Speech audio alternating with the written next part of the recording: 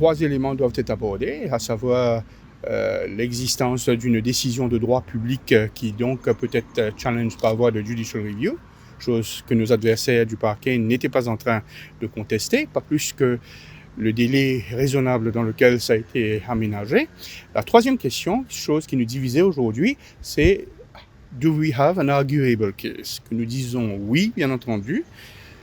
faute pour l'IBA d'avoir correctement pris la décision et d'avoir suivi les procédures énoncées sous le IBA Act tels qu'ils existaient dans cette période charnière qui a accompagné l'entrée en vigueur de l'amendement à l'IBA Act fin 2021. Notamment, nous avons attiré l'attention sur le fait que le Complaints Committee qui existait sous l'ancienne législation et avait toujours pouvoir de statuer sur les complaintes formulées avant le 31 janvier 2022, celles concernées étant du 29 décembre 2021,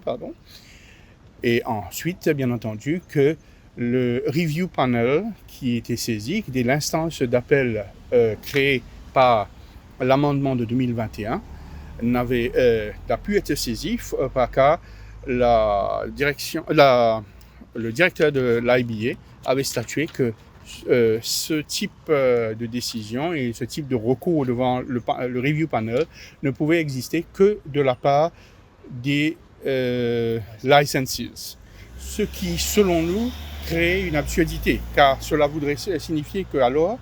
nous ne pourrions saisir le Review Panel que suite à une complainte d'un licensee contre un autre licensee, ce qui est tout à fait impossible et qui n'est pas exact au vu de la lettre de la loi qui mentionne sans embâche que toute personne, any person aggrieved, c'est le for any decision, can therefore ask for the intervention of the review panel en cas de décision insatisfaisante de la part de l'autorité. C'est le message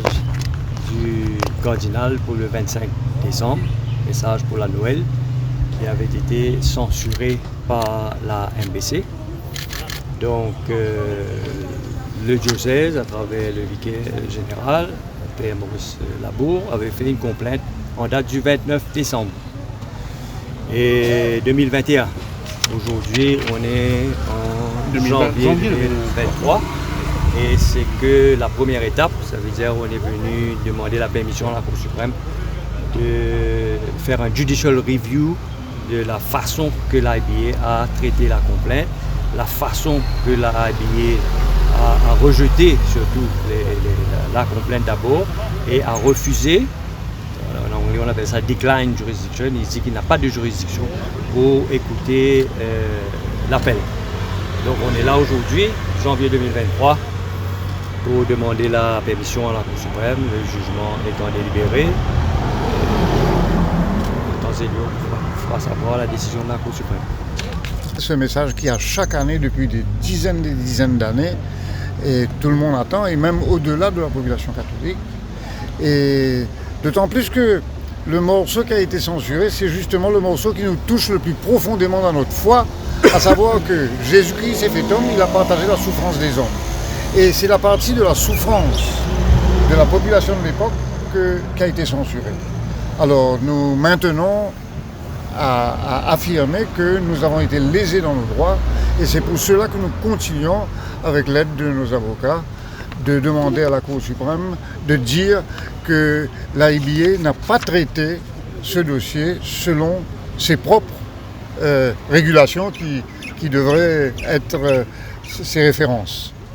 Et nous attendons impatiemment le ruling de la Cour suprême.